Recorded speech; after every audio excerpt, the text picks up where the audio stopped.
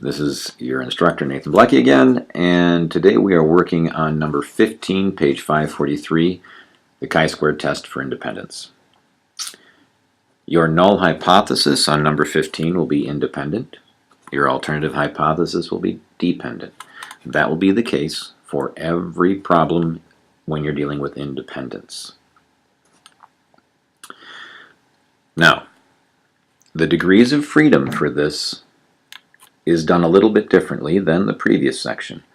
When you look at your matrix, what you'll do is you'll take your number of rows, minus 1, multiplied by your number of columns, minus 1. That's not including totals. Those rows and columns are not in there. Just the rows and columns for the observed data. Looking at number 15, you have 2 rows. You have 2 columns, so it's 2 minus 1 times 2 minus 1, which ends up giving you 1 degree of freedom. Where you will get your critical value will be out of table 6 in the back of the book. Same chi-squared distribution table as in the previous section. If you look up your level of significance and your degrees of freedom, you will get 2.706. That is your critical value.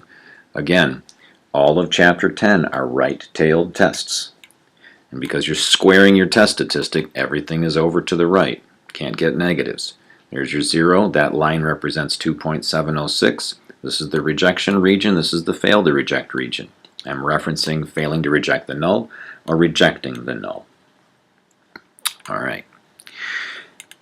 To be able to get your test statistic, what you're going to do is you're going to hit the second key and find your matrix button on your calculator.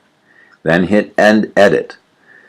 Then you have a 2 by 2 and only put in the observed data. Oops, my hand's on the observed word. Only put in the observed data. Do not put totals or expected values in. The calculator will do that for you. After you've entered that in, leave the screen by going second quit. And then hit the stats key, go to tests, and you're looking for chi-squared test. Some calculators will have a goodness of fit test, GOF. We're not using that one, we're using the chi-squared test. Hit enter on that. What should happen is your screen should say A is your observed matrix, B is your expected matrix. Calculator does all of that for you. You just go down to calculate, and you should get a chi-squared test statistic of 12.478.